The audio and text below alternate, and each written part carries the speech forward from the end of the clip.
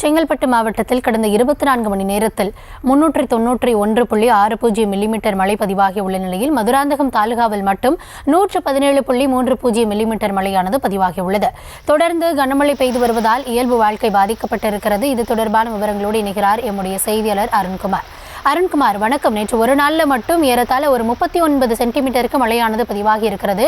இதனால அந்த செங்கல்பட்டு மாவட்டத்தின் பல்வேறு பகுதிகளில் வெள்ள நீரானது தேங்கி இருக்கிறதா, கள சூழல் என்னவாக இருக்கிறது, மக்கள் இதுபோன்ற சிக்கல்களுக்கு ஆளாகி இருக்கிறார்கள்? வணக்கம்.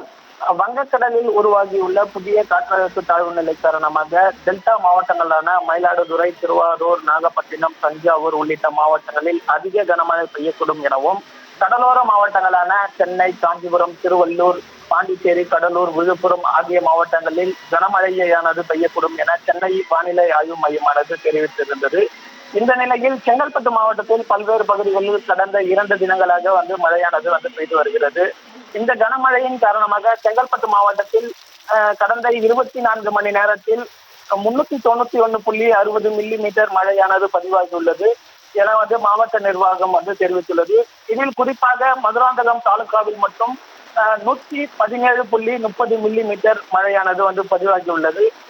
இந்த நிலையில் செங்கல்பட்டு மாவட்டத்தில் பல்வேறு பகுதிகளில் தற்பொழுதும் மழையானது பரவலாக கனமழையானது பெய்து வருகிறது.